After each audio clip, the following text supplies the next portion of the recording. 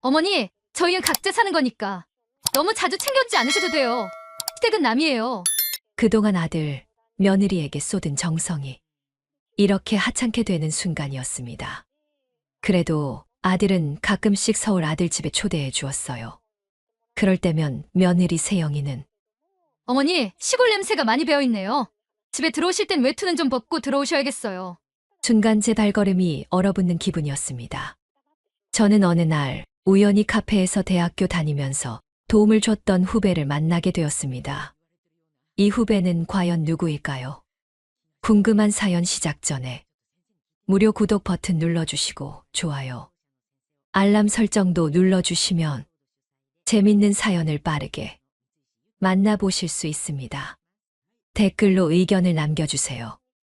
안녕하세요. 저는 62세 박영이라고 합니다. 남편이 일찍 세상을 떠나고 시골집에서 혼자 지낸 지가 어느덧 10년이 넘었습니다. 교사로 평생을 살다가 정년을 맞고 난 뒤부터는 아들 내외 생각에 반찬을 만들고 생활비도 조금씩 보태며 지냈습니다. 저는 그게 당연한 부모의 도리라고 믿었고 그렇게 하면 아들과 며느리가 기뻐할 줄 알았습니다. 하지만 돌아오는 건 고마움보다는 부담스러운 눈빛과 무시뿐이었습니다. 아들 성현이는 도시에서 회사 다니느라 바쁘다며 연락도 뜸했습니다. 간혹 전화를 걸어도 엄마, 나 지금 회의 중이에요. 나중에 다시 전화 드릴게요. 하고 끊어버리기 일쑤였습니다. 그 나중이란 말은 대부분 없었습니다. 며느리 세영이는 더 차가웠습니다. 명절에나 얼굴을 보아도 어머니, 저희는 각자 사는 거니까 너무 자주 챙겨주지 않으셔도 돼요. 시댁은 남이에요. 이렇게 선을 긋듯 말했습니다. 그 말이 제 가슴에 깊은 상처로 남았습니다. 저는 그래도 혹시나 하는 마음에 갈비찜이며 마른 반찬을 해보냈습니다. 보내고 나면 속으로 이번엔 맛있게 먹고 연락 오겠지. 기대했지만 돌아오는 건 어머니, 냉장고에 반찬이 너무 많아서요. 버리게 되면 아깝잖아요. 하는 며느리의 퉁명스러운 한마디뿐이었습니다. 그럴 때면 제가 괜한 짓을 했구나 싶으면서도 손은 또 반찬거리를 챙기고 있었습니다. 부모 마음이 그렇지 않겠습니까? 어느 날은 성현이가 전화를 걸어와 엄마, 생활비 조금 보태주실 수 있어요? 이번 달에 집 대출이랑 이것저것 겹쳐서요. 하더군요. 저는 흔쾌히 통장으로 돈을 보냈습니다. 제 노후를 위해 아껴둔 돈이었지만 아들이 어려움 겪는 게 더 마음 쓰였으니까요. 그러나 그 다음 달, 또 그 다음 달까지 생활비 요청은 계속 이어졌습니다. 며느리 입에서는 고맙다는 말 한마디 나오지 않았습니다. 혼자 사는 제 밥상은 늘 초라했습니다. 아침에는 김치에 밥 한 숟갈, 저녁엔 계란 후라이 하나로 때우는 날도 많았습니다. 그런데도 아들 부부는 제가 힘든 건 알지도 못했습니다. 그저 제가 주는 것만 당연하게 받아갔습니다. 외로움이 몰려올 때면 내가 괜히 억지로 챙기는 건 아닐까? 저 아이들에겐 정말 남일까? 하는 회한이 밀려왔습니다.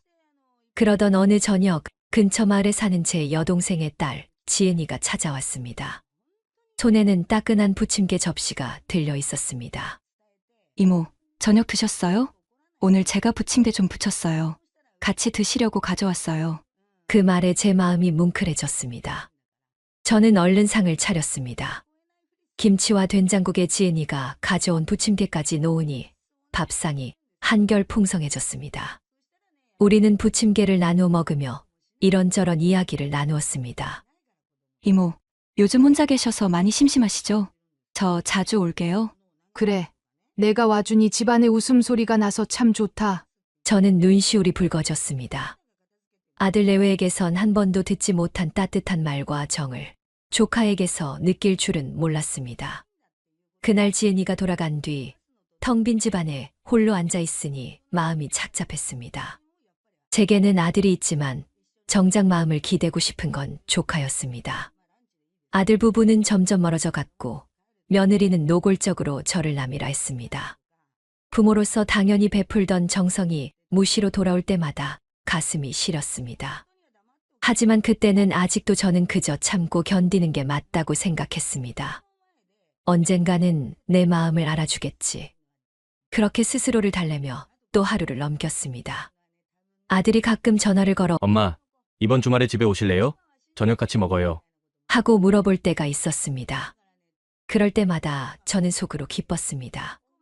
아들이 먼저 불러주니 고마웠고 도시 구경도 할 겸 며느리와도 얼굴을 맞대고 싶었습니다. 그러나 막상 가보면 분위기는 늘 차가웠습니다. 현관에 들어서자마자 며느리 세영이는 얼굴을 찡그리며 말했습니다. 어머니, 시골 냄새가 많이 배어있네요. 집에 들어오실 땐 외투는 좀 벗고 들어오셔야겠어요. 순간 제 발걸음이 얼어붙는 기분이었습니다. 저는 억지로 웃으며 그래, 오래된 집에서 살아서 그런가 보다. 내가 좀 신경 쓸게. 하고 넘겼습니다. 하지만 속은 쓰렸습니다. 저를 기다려주던 아들의 모습은 보이지 않았고 세영이의 눈빛만 곁눈질로 살피는 아들의 태도만 남았습니다. 아들은 저와 대화를 나누다 며느리가 눈치를 주면 곧 입을 다물곤 했습니다. 엄마, 요즘 건강은 괜찮으세요? 하던 성현이는 세영이가 부엌에서 한숨을 쉬자마자 화제를 바꿔버렸습니다. 마치 제 안부를 묻는 것도 허락이 필요한 일처럼 느껴졌습니다. 저녁 식탁에 앉아도 따뜻함보다는 냉기가 돌았습니다. 세영이는 밥을 푸면서도 도시 생활은 다 빠듯해요. 어머니처럼 시골에서만 지내신 분은 이해 못 하실 거예요. 하고 말했습니다. 저는 젓가락을 들었다 내려놓았습니다. 속으로는 내가 뭘 그렇게 잘못했나. 교직에 평생을 바치고 아이 하나 키워내느라 고생도 했는데 이렇게까지 무시당해야 하나 하는 생각이 맴돌았습니다. 그러나 꾹 참았습니다. 아들 앞에서 괜히 말해봤자 더 어색해질 뿐이라고 생각했습니다. 그날 집에 돌아와 혼자 방에 앉아 있는데 눈물이 절로 흘렀습니다. 아들은 그저 멀뚱히 아내 눈치만 보며 제 편을 들어주지 않았습니다. 부모와 자식 간의 정이란 게 이토록 얇은 종이 같을 줄은 몰랐습니다. 그래도 그날까지만 해도 저는 스스로에게 말했습니다. 괜찮다. 저 아이들 나름의 삶이 있는 거지. 내가 조금만 참고 기다리면 나아질 수도 있겠지. 하지만 그 믿음은 곧 산산이 부서졌습니다. 다음 명절 큰 집에서 친척들이 모였을 때였습니다. 저는 몸이 안 좋아 가지 못했는데 나중에 작은 올케가 전해준 말에 저는 숨이 막힐 듯했습니다. 세영이가 온 가족이 모인 자리에서 이렇게 말했다고 했습니다. 시댁은 남이에요. 저희는 각자 사는 게 편해요. 요즘 누가 시댁이랑 그렇게 얽혀서 살아가요? 그 말을 듣는 순간 제 귀가 잘못된 건가 싶었습니다. 명절 자리에서 그것도 친척들 앞에서 대놓고 시댁을 남이라고 못 박았다니. 제가 평생 쏟아부은 정성, 매달 건네준 생활비, 반찬, 전화 한 통 기다리며 쓸쓸히 지새운 밤들이 모두 우스워지는 순간이었습니다. 친척은 제 눈치를 살피며 말했습니다. 형님, 제가 전해드려야 하나 망설였는데 그래도 알아두시는 게 좋을 것 같아서요. 그 말 듣는 순간 저도 가슴이 철렁 내려앉더라고요. 저는 아무 말도 할 수 없었습니다. 입술이 떨렸고 손끝이 차갑게 식어갔습니다. 시댁은 남이다. 그 한마디가 제 가슴에 비수처럼 꽂혔습니다. 아들이 듣고도 가만히 있었을까? 아니면 같이 고개를 끄덕였을까? 상상만 해도 숨이 가빠왔습니다. 그날 밤 저는 이불 속에서 한숨만 내쉬었습니다. 아무리 참으려 해도 가슴에 깊이 패인 상처가 계속 덧나고 있었습니다. 저는 다시는 예전처럼 순순히 받아들일 수 없다는 걸 직감했습니다. 마음속 어딘가에서 차가운 결심이 싹 트고 있었습니다. 시골집에 혼자 살다 보면 늘 예상치 못한 일이 터집니다. 며칠 전에도 장에서 사온 배추를 한꺼번에 나르다가 허리가 뻐근해 주저앉고 말았습니다. 삐걱대는 수도관이 새벽에 터져 물이 새기도 했습니다. 연세가 드신 분들은 알 겁니다. 혼자 사는 집안일이라는 게 늘 대수롭지 않게 보이지만 막상 그 순간이 닥치면 발 하나 손 하나가 모자라지요. 저는 그럴 때마다 아들에게 전화를 걸었습니다. 성현아, 이번 주말에 좀 와줄래? 엄마가 요즘 힘이 붙여서 그러네. 그러면 아들은 늘 같은 말만 했습니다. 엄마, 그냥 사람 시켜서 고치면 되잖아요. 요즘 세상에 다 돈 주면 되는데 왜 저를 불러요? 그 목소리는 피곤함과 짜증이 섞여 있었습니다. 저는 더 이상 말을 잇지 못했습니다. 손에 쥔 전화기가 무겁게만 느껴졌습니다. 그 전화를 끊고 나면 방 안이 유난히 조용했습니다. 괜히 제 탓 같아 눈물이 돌았습니다. 아들마저 이렇게 거리를 두니 제가 세상에서 홀로 남겨진 기분이 들었습니다. 며느리 세영이는 더 말할 것도 없었습니다. 가끔 통화가 되어도 어머니, 요즘 저희도 힘들어요. 저희 사정 좀 생각해 주세요. 이런 말뿐이었습니다. 저는 그럴수록 더 움츠러들었고 부탁 한번 하는 것도 큰 잘못을 저지른 것 같았습니다. 그런데 제 곁에는 늘 의외의 사람이 있었습니다. 바로 제 여동생의 딸, 지은이었습니다. 가까운 마을에 살면서 자주 찾아와 주었습니다. 이모, 오늘 장에 갔다가 고구마가 좋아 보여서 좀 사왔어요. 이모랑 같이 구워 먹으려고요. 이모, 제가 밭을 좀 도와드릴게요. 잡초가 너무 많네요. 지은이는 늘 먼저 손을 내밀었습니다. 무거운 짐이 있으면 말없이 들어주었고 병원에 갈 일이 있으면 기꺼이 차를 몰아 함께 다녀왔습니다. 특히 잊지 못할 날이 있습니다. 어느 아침이었습니다. 갑자기 눈앞이 빙글빙글 도는 것 같더니 저는 그대로 방바닥에 쓰러졌습니다. 숨이 가빠왔고 손끝이 차갑게 얼어붙었습니다. 다급하게 휴대전화를 잡아 아들에게 전화를 걸었습니다. 그러나 몇 번을 눌러도 받지 않았습니다. 신호음만 울릴 뿐 그 익숙한 목소리는 들리지 않았습니다. 저는 마지막 힘을 짜내어 지은이에게 전화를 걸었습니다. 지은아, 이모가 좀 이상하다. 제 목소리는 떨렸습니다. 곧바로 지은이의 놀란 소리가 들려왔습니다. 이모, 걱정 마세요. 제가 지금 바로 갈게요. 잠깐만 버티세요. 얼마 지나지 않아 차 소리가 들리더니 지은이가 허겁지겁 뛰어들어왔습니다. 이모, 괜찮으세요? 얼굴이 하얗게 질리셨어요. 그녀는 제 팔을 잡아 부축하고 차에 태우더니 곧장 응급실로 달렸습니다. 차 안에서 창밖이 흔들렸지만 제 손을 꼭 잡고 있던 지은이 덕분에 불안한 마음이 조금은 가라앉았습니다. 진료를 마치고 집으로 돌아오는 길, 지은이는 제 손을 꼭 잡으며 말했습니다. 이모, 혼자 계셔서 힘드실 텐데 제가 곁에 있을게요. 언제든 전화 주세요. 제가 있잖아요. 그 말은 제게 친아들이 들려주지 못한 말이었습니다. 가슴이 뜨거워져 눈물이 흘렀습니다. 그날 밤 저는 한참을 잠들지 못했습니다. 며느리 세영이가 명절에 했던 말이 떠올랐습니다. 시댁은 남이에요. 저희는 각자 사는 게 편해요. 그 말이 제 귓가에 맴돌며 비웃는 듯 했습니다. 그래, 남이라고 했지. 이제 나도 진짜 남처럼 대해야겠다. 내가 왜 그동안 생활비를 보내고 반찬을 해보냈나. 그들은 고마워하지도 않고 오히려 귀찮아하지 않았던가. 며칠 뒤 아들이 전화를 걸어왔습니다. 엄마, 반찬 좀 해주실 수 있죠? 세영이가 어머니 음식 없으면 밥상 차리기 힘들다고 하네요. 저는 차분히 대답했습니다. 이제 그런 거 안 하겠다. 나는 남이라며. 남인데 왜 내가 너희 밥상을 챙겨야 하니? 전화기 너머로 한동안 말이 없었습니다. 또 다른 날 아들이 조심스레 말했습니다. 엄마, 이번 달도 좀 도와주셔야겠어요.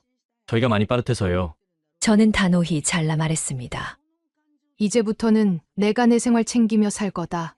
남이라고 했잖니. 남한테 손 벌리지 말고 알아서 살아라. 제 목소리는 흔들리지 않았습니다. 아들과 며느리는 불만을 터뜨렸습니다. 어머니, 너무 서운하네요. 그만 다 해주시다가 왜 갑자기 이러세요? 저희도 힘들게 사는데 어머니가 좀 도와주셔야 하는 거 아니에요? 하지만 저는 냉정하게 대답했습니다. 도와주는 게 당연한 줄 아는구나. 나는 더 이상 너희한테 무시당하며 살고 싶지 않다. 이제 정말 각자 살아라. 그 순간 제 마음속에서 묵직한 돌덩이가 툭 하고 내려앉은 듯 했습니다. 아들과 며느리의 불만은 더 이상 제 어깨를 누르지 못했습니다. 저는 처음으로 스스로를 위한 결심을 했습니다. 이제 남이라 했으니 남처럼 살겠다고. 어느 날이었습니다. 도시에 나갈 일이 있어 버스를 타고 내려가던 길, 우연히 카페 앞에서 낯익은 얼굴을 보게 되었습니다. 순간 제 눈이 크게 떠졌습니다. 혹시 미숙이 아니니? 하고 조심스레 불렀는데 그 사람이 놀란 듯 고개를 들더니 두 눈이 환하게 빛나며 달려왔습니다. 선배님, 세상에 정말 선배님 맞으세요? 아니, 이게 누구야? 장미숙. 이렇게 세월이 흘러도 금방 알아보겠다. 우리는 손을 꼭 잡고 카페 안으로 들어가 앉았습니다. 커피잔에서 김이 피어오르는 동안 서로의 세월을 한숨에 메우듯 이야기를 나누었습니다. 선배님, 저 대학 때 기억나세요?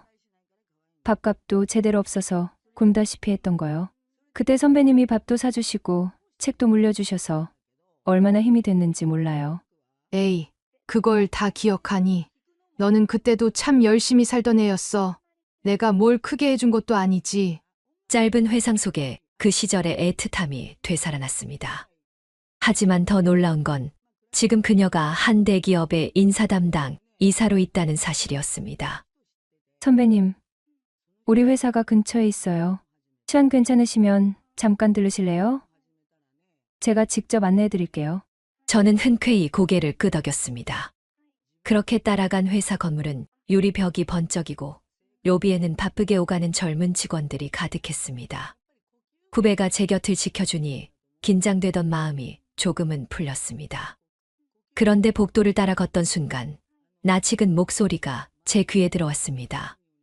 내가 몇 번을 말했어? 이렇게 단순한 것도 못 알아듣니? 답답해서 못 살겠다니까. 넌 어째 우리 시어머니처럼 말귀를 못 알아들어? 순간 제 발걸음이 멈췄습니다. 목소리의 주인은 다름 아닌 제 며느리 정세영이었습니다. 그녀는 신입사원 하나를 앞에 세워두고 차갑게 쏘아붙이고 있었습니다. 신입은 얼굴이 붉게 달아올라 눈물까지 맺힌 채 고개를 푹 숙이고 있었지만 세영은 멈추지 않았습니다. 오히려 더 큰 소리로 말하며 주위를 압도하려 했습니다. 그 말이 제 가슴을 후벼 팠습니다. 며느리 입에서 제 존재가 조롱거리로 나오는 순간 숨이 막혔습니다.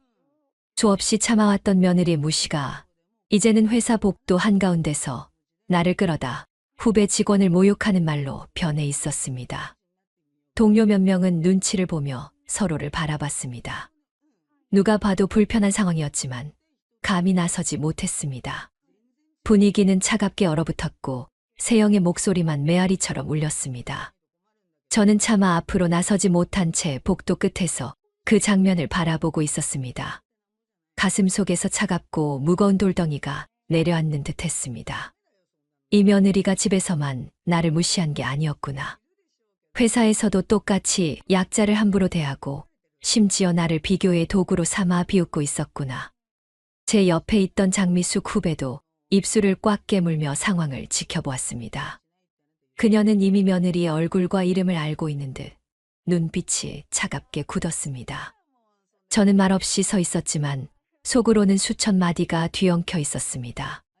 그동안 내가 나를 무시했던 이유가 바로 이거였구나. 다른 사람 앞에서도 아무렇지 않게 나를 욕보이며 내 우월감을 과시하는 도구로 쓰는구나. 그날 저는 다시는 며느리를 같은 눈으로 볼 수 없게 되었습니다. 그동안은 집에서 무례한 태도를 보이더라도 그래도 내 며느리니까 하고 마음을 다독였지만 이제는 달랐습니다. 그녀의 본 모습이 세상에 드러나는 순간을 똑똑히 보았기 때문입니다. 며느리 세영은 신입 직원에게 쏟아내던 날카로운 말이 끝나자마자 고개를 획 돌렸습니다. 순간 제 눈과 마주친 그 표정은 얼어붙은 듯 멈췄습니다.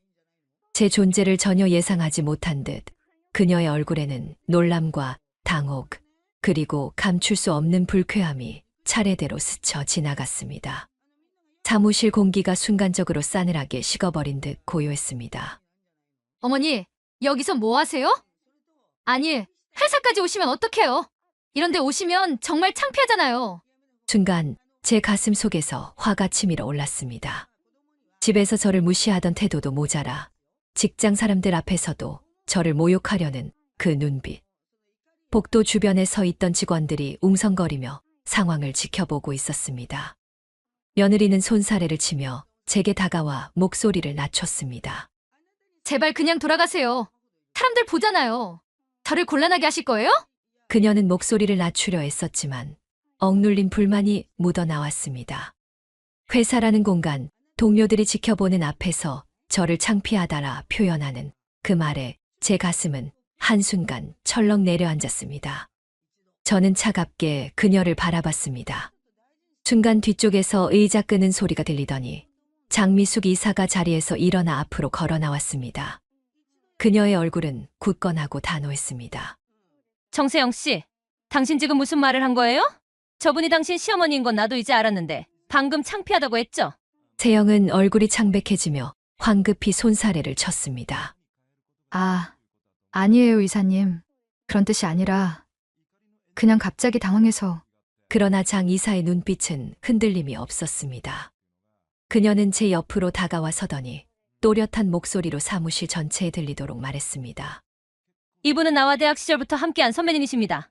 내가 형편이 어려워서 밥도 못 먹고 책값도 감당 못할 때 이 선배가 밥 사주고 교재 물려주며 나를 붙잡아준 분이에요.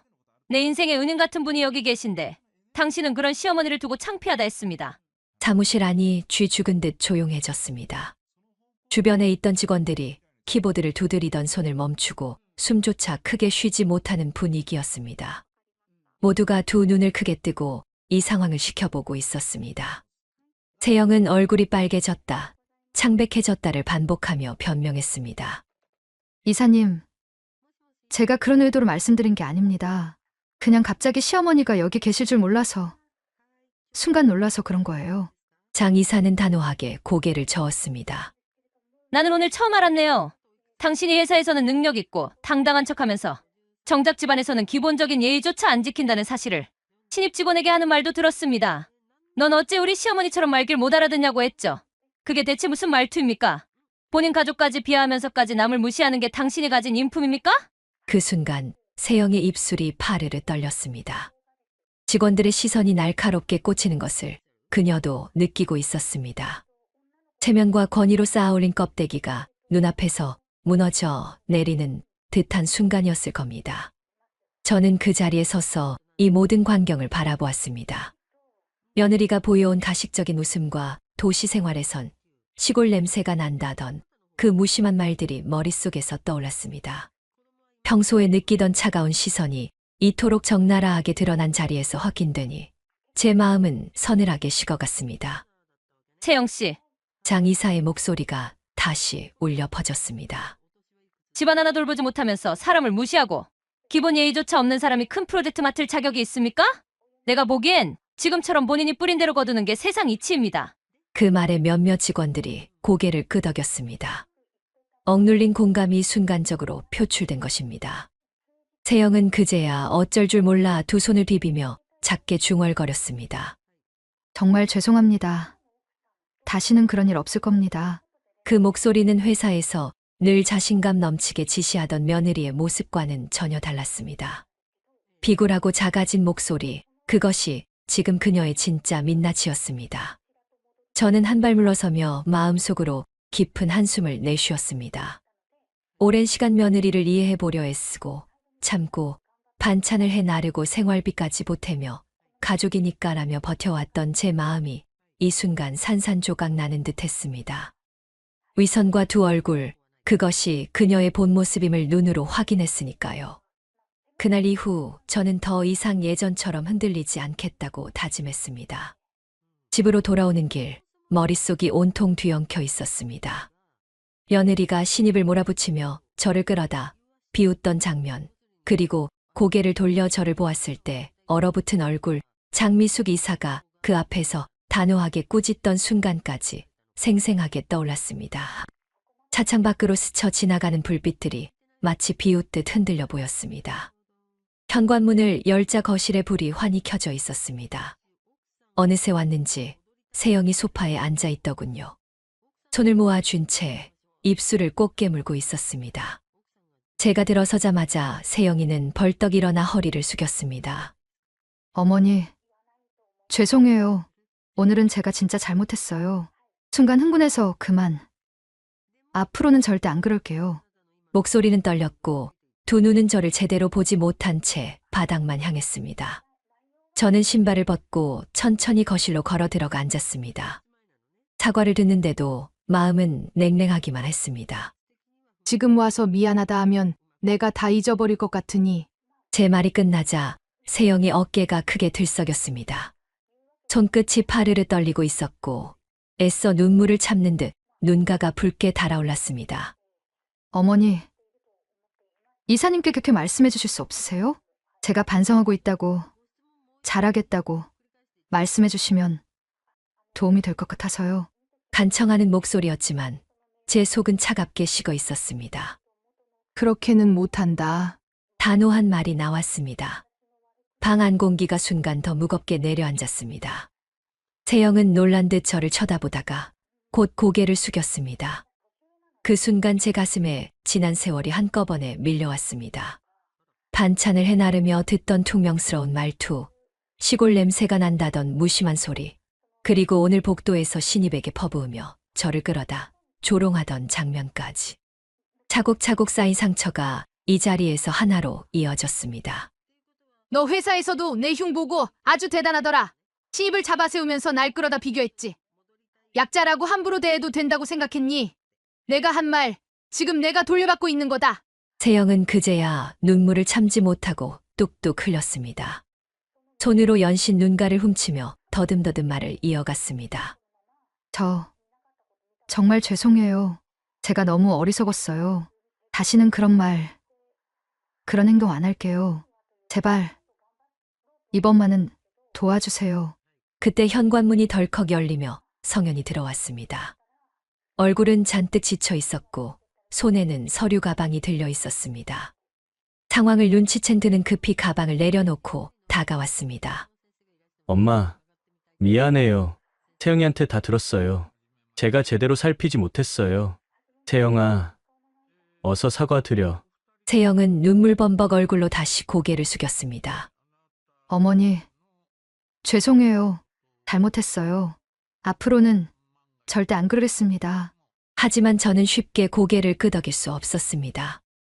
눈물이야 잠시 흘리면 되나니지만 지난 시간 동안의 냉대와 모욕은 제 속 깊이 새겨져 있었습니다. 사과는 받겠다. 하지만 부탁은 못 들어준다. 내가 바꿔야 할 건 남의 눈이 아니라 내 태도다.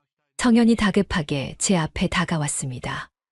엄마, 세영이가 진심으로 반성해요. 이사님께 한마디만 잘 말씀해 주시면 안 될까요? 저는 그를 똑바로 바라보며 고개를 저었습니다. 성현아, 내가 할 말은 그게 아니다.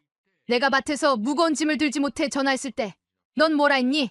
엄마, 사람 시켜요. 그 말뿐이었지. 내가 쓰러져 응급실에 실려갔을 때 내 손을 잡아준 건 내 아내가 아니라 내 사촌 지은이었다. 그걸 잊었니? 말이 끝나자 방 안이 쥐 죽은 듯 고요해졌습니다. 시계 초침 소리, 냉장고 돌아가는 소리가 괜히 크게 들렸습니다. 성현은 고개를 떨군 채 한숨만 내쉬었고 세영은 눈물을 훔치며 연신 고개를 끄덕였습니다. 어머니, 제 잘못이에요. 제가 그동안 너무 잘못했어요. 제발, 이번만은. 내가 신입에게 퍼부은 그 말 기억해라. 그 아이도 아마 오늘 집에 돌아가 울었을 거다. 내가 했던 짓, 지금 내가 똑같이 겪는 거다. 세상은 그렇게 돌아간다. 세영은 더 이상 말을 잇지 못했습니다. 눈물이 뚝뚝 떨어져 바닥에 번졌습니다. 성현은 제 앞에 무릎을 꿇다시피 앉아 힘없이 말했습니다. 엄마, 시간이 필요해요. 태영이도, 저도 이번엔 진짜 고치겠습니다. 저는 자리에서 천천히 일어나 방으로 향하며 마지막으로 말했습니다. 내일도 밭에 나간다. 흙은 정직하지. 쉬운 대로 거둔다. 너희도 이제 심은 대로 거둬라. 문을 닫자 거실에서 흐느끼는 소리가 들렸습니다. 하지만 제 마음은 흔들리지 않았습니다. 오히려 오래 짓눌린 돌덩이가 내려간 듯 서늘한 평온이 밀려왔습니다. 며칠 동안 저는 깊은 생각에 잠겨 있었습니다. 낮에는 밭에 나가 일을 하면서도 밤에는 불 꺼진 방 안에 홀로 앉아 창밖을 바라보면서도 마음속에서 같은 질문이 맴돌았습니다. 내가 이 아이들에게 더 무엇을 바라며 살아야 할까? 세월 동안 쌓인 상처들이 하나씩 떠올랐습니다. 반찬을 해가도 눈길 한 번 주지 않던 며느리의 무심한 태도, 병원에 쓰러졌을 때 전화를 걸어도 받지 않던 아들의 차가운 무관심, 그리고 명절 자리에서 친척들 앞에서 시댁은 남이다라고 뱉어낸 그 모진 말까지. 그 모든 순간이 제 마음을 천천히 그러나 깊게 베어왔습니다. 결국 저는 읍내 변호사 사무실로 발걸음을 옮겼습니다. 낡은 서류철이 쌓인 방 안에서 변호사는 제 결심을 담담히 들어주었습니다. 읍내에 있는 아파트도 예금도 정리했습니다. 다만 제 노후를 지탱할 자금만 확보하고 나머지 일부는 제 곁을 한결같이 지켜준 조카 지은에게 증여하기로 했습니다. 바치를 도와주고 제가 쓰러졌을 때 누구보다 먼저 달려와 제 손을 꼭 잡아준 건 그 아이였으니까요. 변호사는 제 눈빛을 한참 바라보다 오래 고민한 사람의 결심임을 알아챘는지 고개만 조용히 끄덕였습니다. 며칠 뒤 이 사실을 알게 된 아들과 며느리는 분노를 참지 못하고 집으로 들이닥쳤습니다. 현관문을 열고 들어오는 순간부터 세영의 눈은 벌겋게 충혈돼 있었습니다. 어머니, 도대체 왜 이러세요? 아파트를 왜 정리하신 거예요? 그건 원래 저희 몫이잖아요. 세영은 거의 울부짖듯 소리쳤습니다. 성현도 목소리를 높였습니다. 엄마, 가족끼리 이게 무슨 짓이에요? 왜 갑자기 남처럼 선을 그으세요? 다 같이 살아야죠. 저는 두 손을 무릎 위에 올려놓고 조용히 앉아 있다가 천천히 고개를 들었습니다. 내가 시댁은 남이라 했잖니. 그 말 나는 평생 잊지 않을 거다. 제 말이 떨어지자 세영의 얼굴이 일순간 얼어붙었습니다. 자기 입에서 나왔던 말이 그대로 돌아와 심장을 찌르는 순간이었겠지요. 저는 더는 참지 않고 쌓아두었던 말들을 모두 꺼냈습니다. 내가 힘들 때 곁에 있어준 건 너희가 아니었다. 병원에 쓰러져 실려갔을 때 내 손을 붙잡아준 건 성현이도 너도 아니었다. 지은이었다. 밭에서 무거운 짐을 들어주고 갑자기 수도가 터졌을 때 달려와 준 것도 지은이었다. 그런데 너희는 늘 바쁘다. 피곤하다. 시골 냄새 난다. 그렇게만 말했지 않니? 제 말에 성현은 고개를 떨구며 눈을 피했고 세영은 그 자리에 주저앉아 눈물을 쏟아냈습니다. 손으로 얼굴을 가리며 떨리는 목소리로 변명 아닌 변명을 늘어놓았습니다. 어머니, 그건 제가 순간 화나서 한 말이었어요. 잘못했어요. 앞으로는 절대 안 그럴게요. 제발, 이번만은 그렇게 하지 마세요. 저는 단호하게 고개를 저었습니다. 남한테 주느니 차라리 내 핏줄인 조카에게 준다. 너는 남이라 했잖니. 그럼 그대로 남으로 살아라. 제 말이 방안을 가르자 공기는 얼어붙었습니다. 시계 초침 소리가 딱딱 울릴 때마다 며느리의 흐느낌이 함께 겹쳐 들렸습니다. 성현은 안절부절 못하며 손가락으로 무릎을 두드리다 못해 결국 제 앞에 무릎을 꿇었습니다.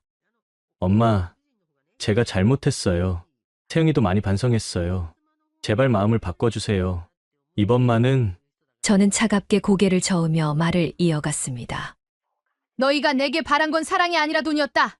내가 반찬을 해 나를 때는 당연하다는 듯 봤고 설비를 보탤 땐 고맙단 말 한마디 없었다. 그런데 이제 와서 나를 가족이라 말하니 그게 더 가소롭다. 가족이라면 마음을 주고받는 거다. 돈만 주고받는 건 가족이 아니다. 세영은 바닥에 무릎을 꿇고 울며 빌었습니다. 어머니, 죄송해요. 제가 너무 어리석었어요. 한 번만 기회를 주세요. 다시는 그런 일 없을 거예요. 하지만 제 마음은 흔들리지 않았습니다. 씨를 뿌린 자리가 다르면 열매가 달라진다. 너희가 뿌린 건 무심함과 냉대였다. 그러니 거두는 것도 그뿐이다. 나는 더는 속지 않는다. 그 말에 세영은 오열했고 성현은 머리를 감싸쥐고 주저앉았습니다. 방 안의 공기는 무겁고 숨막혔지만 제 마음은 이상할 만큼 차분했습니다. 오랫동안 가슴을 짓눌렀던 돌덩이가 내려앉은 듯 드디어 자유를 되찾은 기분이었습니다. 며느리 세영은 회사에 나가는 것조차 고통이라 했습니다. 회사 복도에서 마주치는 시선마다 자신을 조롱하는 듯 느껴졌겠지요. 특히 장 이사, 제 오랜 후배가 보이는 순간마다 세영의 어깨는 움츠러들었습니다. 이사님은 대놓고 면박을 주진 않았습니다. 그러나 차가운 눈빛과 짧게 끊어내는 말 한마디만으로도 충분히 세영을 압도했습니다.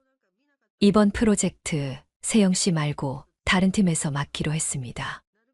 회의실에서 그렇게 선언되던 날 세영의 얼굴이 순식간에 굳는 것을 저는 후에 소문을 통해 들었습니다. 원래라면 세영이 주도할 큰 건이었지요. 하지만 장 이사의 결정은 단호했습니다. 기본적인 신뢰가 없는 사람에게 중요한 일을 맡길 수 없습니다. 그 한마디로 모든 것이 끝이었습니다. 회사 안에서 세영은 점점 외톨이가 되어갔습니다. 점심시간에도 혼자 앉아 휴대폰만 만지작거렸다고 하더군요. 후배들이 다가와도 눈도 마주치지 못한 채 괜히 물잔만 들었다 내려놓기를 반복했다는 얘기를 동료에게 전해 들었습니다. 사람들 앞에서는 여전히 태연한 척하려 애썼지만 그 속은 이미 무너져 내리고 있었습니다. 집에 돌아와도 안식은 없었습니다. 제게서 끊겨버린 생활비, 반찬, 명절비.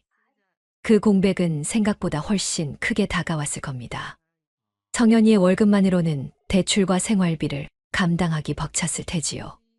전에는 제가 채워주던 구멍이었는데 이제는 어디서도 메울 수 없는 구멍으로 남아버린 겁니다. 세영은 밤마다 성현에게 짜증을 퍼부었다고 합니다. 당신은 왜 엄마를 제대로 설득하지 못했어? 우리 꼴을 이게 뭐야? 다 당신 책임이야. 그러면 성현은 힘없이 고개만 떨구며 중얼거렸다지요. 내가 뭘 어떻게 했어야 했는지 나도 모르겠어. 그런 날이 이어질수록 집안 공기는 곰팡이처럼 눅눅해졌습니다. 싸우고 침묵하고 또 싸우고. 아이 없는 집이었지만 아이 울음보다 더 고약한 소리가 울려 퍼졌습니다. 저는 멀리서 그 소식을 전해 들으며 마음 한켠으로 씁쓸했지만 결코 흔들리진 않았습니다. 오히려 제 가슴 속에 단단히 자리 잡은 결심은 날이 갈수록 굳어졌습니다. 무시하던 게 결국 너희 발목을 잡았다. 그 말이 제 속에서 흘러나올 때마다 묘한 후련함이 차올랐습니다. 평생을 자식만 바라보며 살아왔는데 이제야 비로소 제 자신을 위해 살 수 있게 된 것 같았습니다. 한편 세영은 회사에서도 집에서도 설 자리를 잃고 있었습니다. 가끔씩 제게 전화를 걸어보려다 이내 포기했겠지요. 그 손끝이 얼마나 떨렸을까요? 그러나 저는 기다리지 않았습니다. 찾아오지도 않았습니다. 그날 이후 저는 스스로를 다짐했습니다. 나는 더 이상 예전의 박영희가 아니다. 아이들이 기대던 어머니, 언제나 주머니에서 무언가 꺼내주던 어머니는 이제 없습니다. 제 곁에 남은 것은 제 의지와 제 편이 되어준 몇 안 되는 진짜 가족뿐이었습니다. 세영은 결국 무릎 꿇고 빌기도 했습니다. 하지만 그 눈물은 제 마음을 움직이지 못했습니다. 회사에서 망신당하고 집에서 흔들리니 두려움이 밀려왔던 거겠지요. 진심으로 깨달았기보다는 잃어버린 것에 대한 아쉬움이 더 컸을 겁니다. 거실 한가운데 주저앉아 오열하던 세영의 모습이 아직도 눈에 선합니다. 그러나 그 순간에도 제 가슴은 미동조차 없었습니다. 너무 오랫동안 당해왔던 무시와 냉대를 이제는 돌려줄 때가 되었기 때문입니다. 저는 조용히 속으로만 되뇌었습니다. 이제 남처럼 살아라. 나는 너희에게 아무것도 더 줄 게 없다. 그리고 문득 창밖을 바라보았습니다. 시골집 마당에 들어선 가을 바람이 서늘하게 불어왔습니다. 저 바람처럼 차갑지만 동시에 맑게 씻겨 내려가는 기분이었습니다. 긴 세월 무거웠던 짐을 벗어던지고 홀로 선 순간 제 마음은 오히려 자유로웠습니다. 하지만 이야기는 아직 끝나지 않았습니다. 그들의 진짜 몰락은 이제 막 시작이었으니까요. 제 삶은 한결 잔잔해졌습니다. 조카 지혜는 제게 있어 단순한 친척이 아니라 든든한 벗이자 가족이 되었습니다. 장날이면 함께 시장을 돌아다니며 손수 장바구니를 들어주고 힘든 날이면 아무 말 없이 제 옆에 앉아 따뜻한 차를 내어줍니다. 저는 그 모습에서 오래전 제가 그리던 가족의 정이라는 것을 다시금 느끼고 있습니다. 작은 텃밭에 함께 심은 배추와 고추가 무럭무럭 자라는 걸 보며 웃음 짓는 순간 마음속 허전함은 서서히 사라졌습니다. 저는 이제 더 이상 흔들리지 않습니다. 피로만 이어진 관계보다 마음으로 이어진 인연이 얼마나 소중한지를 알게 되었으니까요. 지금의 평온은 그 선택의 결과였습니다. 여러분, 오늘 이야기를 어떻게 들으셨나요? 만약 여러분이 저 같은 상황이라면 어떤 선택을 하셨을까요? 댓글로 생각을 나눠주시면 좋겠습니다. 마지막으로 구독과 좋아요, 알람 설정까지 꼭 부탁드립니다. 여러분의 응원이 제게는 큰 힘이 됩니다.